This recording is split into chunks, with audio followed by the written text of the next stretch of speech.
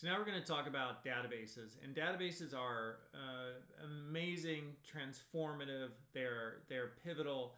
They've shifted the way society operates.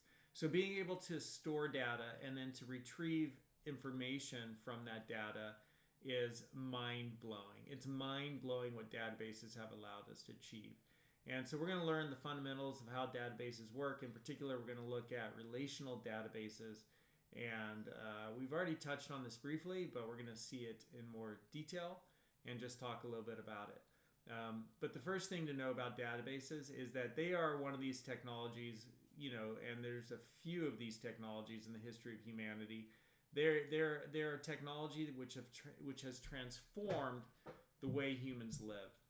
And the way things used to be stored was in filing cabinets, and that was really inefficient. You couldn't search it for information really well. There's prone to a lot of errors. It didn't have really good ways to check and control preventing errors. And so, for instance, if you were, I don't know, like a medical office and you're storing a bunch of stuff in a filing cabinet, and you said, let's send coupons to everybody who lives in, the 93720 zip code, right? Like you'd have to go through and look at every record by hand to pull out those people. Or if you said, let's send an email, let's send a letter to everybody who hasn't come in the last 6 months. Again, that'd be a really hard thing to do. You have to go through every single record in all the filing cabinets if you're using filing cabinets. But with a database, you could do that real easily. You could say, show me all the people who haven't been in the last 6 months. There's the answer. Show me all the people who haven't been in the last 6 months and who live in this area of town. There's the answer, right? And so you could get this information really quickly from a database. And databases are literally transforming society. So everything on the web is run by databases. Social media, videos, right? I don't know, what else is there? News, right? Like everything gets stored in databases and then gets pulled out by databases. And even your behavior on the web is stored in databases. And so based upon your behavior, they then determine what they being the web companies, then determine what to show you. And so, you shop for certain things and now you're going to see ads for those things or ads for things related to those things. And so partly this is a struggle that's, there's some social implications for this type of customization and personalization. And one of the implications of that is it creates a limited worldview and it creates an incongruent worldview. And so it's incongruent because everybody has a different worldview and your worldview gets reinforced. And so whatever you're into, you're going to be shown whatever you're into. And if that happens to be things on the right of politics, you're going to be reinforced and shown things on the right. If it's things on the left, you're going to have that left view reinforced by having things shown to you that are from the left. And so you don't get, we don't have, as a society, we don't have a common view of what's going on because everybody's looking at different stuff. And so it becomes really hard to have conversation and dialogue when the world I know is different than the world somebody else knows. Like, how do we talk about it? We're in two different worlds. Like, we need to have a common perspective and view on reality, on the world, on what's going on. And if we don't have that, it's really hard to have dialogue because we're talking about two different worlds, or actually millions of different worlds, right? But generally speaking, politics, two different worlds. And so that's a really interesting implication. So you can learn about this by watching The Social Dilemma. And this is on Netflix. It's a great documentary, so check it out, The Social Dilemma. And you could also learn about it by going to YouTube. You can learn about some of the implications of databases by going to YouTube and searching for, Tom Cruise looks old. Searching for, China social credit system. And so in China, they're using, all databases to track everybody's behavior, and you get a social credit score about how good of a person you are and for society, and that score determines what you can do in society. It's really kind of interesting. So knowledge is power, and databases give us knowledge. They allow us to store data so that we could pull out information. So that's a little introduction to databases, and we've seen this before, but let's go over it again. This is a little bit how they work. So databases are made up of tables, okay?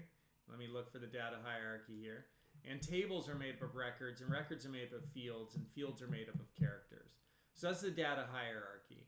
And what that means is it's basically taking a really broad view and it's narrowing it down to a really small view. So a whole database is made up of tables. And so a table is nothing more than like a spreadsheet. And we've learned about spreadsheets, right? We've been working with Excel. Somebody's at the door. Hang on. All right, I'm back. And so a table is like a spreadsheet. So if I create a spreadsheet, right, here's a spreadsheet. And this spreadsheet could be, you know, the customer spreadsheet or the customers table. And there could be a field for first name, last name, address, you know, city, state, zip, phone, right? Like you have all these fields. So this is a table and a database. This is a table and a database. And a database is made up of tables. So here's the customers table. And then a table is made of records. So here's a record, right? James Bond, 4012, I don't know, Kingsbridge, London, I don't know, right? I don't know the states there, but UK, and then like that. And then the next one would be, you know, Jenny, Moneypenny, and that'd be 77, I don't know, Queens Lane, right? London, right? And so those are records. So database is made up of tables. And in tables, you group like information. So anything about a customer, we might store in the customers table. But we're not going to store, you know, transactions in a customers table. We're not going to store like purchases, right? We're not going to store inventory in the customers table. Like that's a different table. So we have a database and then we create tables, and the tables group like information. So here's the customers table. If this was like Netflix, there'd be the customers table. There'd be the movies table, right? And then there'd be who watched what, which shows which customer which watched which movie. And so we group like information in tables. So database is made up of tables. And a table is made up of records. So here's a record, right? There's the record for James. There's the record for Jenny. And then a record is made up of field. Here's the first name field. Here's the last name field. Here's the address field. Here's the city field. And each field is made up of characters. A character is like an alphanumeric character, like a letter of the alphabet or a number, right? So there's the character G, there's the character E. So we go from the data hierarchy, takes us from this broad view definition of a database down to each individual single character. A database is made up of tables. Tables are made up of records. Records are made up of fields. Fields are made up of characters. Right, from the biggest to the littlest. That's how a database is constructed. And so the main thing is that each table groups like information. And if we go up here, we could see kind of this example. It's sort of like Netflix, right? Where we have a customers table, we have a movies table, and then here we have rentals. But this could just as easily be called who watched what, right? So this would be like old video rental store. And so we could see here which customer rented which movie. And each customer has a unique identifier. And so that unique identifier uniquely identifies the customer. Nobody else has the number 5, customer ID 5. Only Minnie has that number. And that's called the primary key, because it's the key to making this all work. And you could relate one thing in one table with something else in another table. That's why it's called a relational database. You can relate one thing to another thing just using that primary key, right? And so we could see here in rentals, and each rental transaction has a unique identifier or primary key, so we can uniquely identify each rental transaction. But here in rental transaction 1, customer ID 5, rented movie ID 2. So customer 5 is Minnie, and Minnie rented this movie, American Beauty. And so here we have the customers table, here we have the movies table, and here we have the rentals table. And this rentals table is a transaction table. It shows transactions occurring between customers and movies. And in database lingo, they would say one customer can have many rental transactions. One customer can have many rental transactions. So you can see many also rented movie 2 again, and then many rented movie 6 here. So one customer had many rental transactions, and one movie can have many rental transactions also. So movie 2 has been rented once, twice, right? And movie 5 has been rented once. Movie 4 has been rented twice. Movie 3 has been rented twice. Right, one movie can have many rental transactions. So that's how relational database works. Kind of cool. So that's like the basic overview of databases. There's some interesting things you could YouTube. Like I like this video, New York Police Department Real-Time Crime Center. You could YouTube that if you want to see a little bit about databases in action.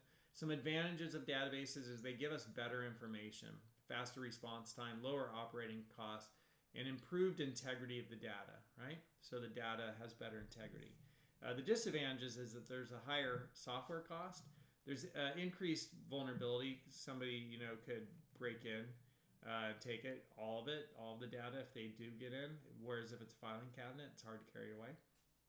But there's better security for backup. And then there's privacy issues and social implications. So just looking through these to see if there's anything else that's interesting to look at. All these are pretty interesting YouTube videos.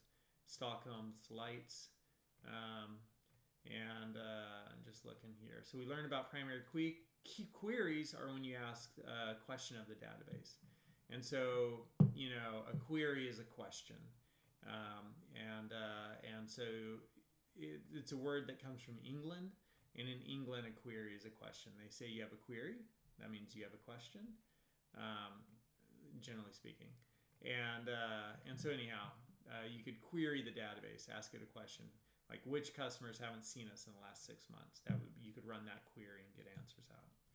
And then data integrity. Let's just look at that. Data integrity just means that the data is reliable.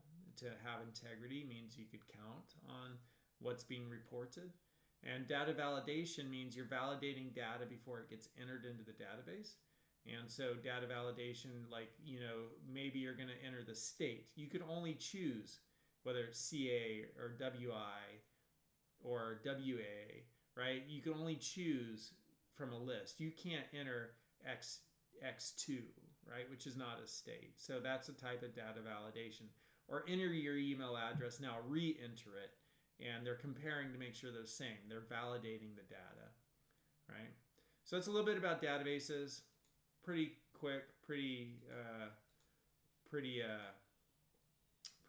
intro to databases, but that gets you started. We have a great class here at City College if you want to work with databases, CIT15.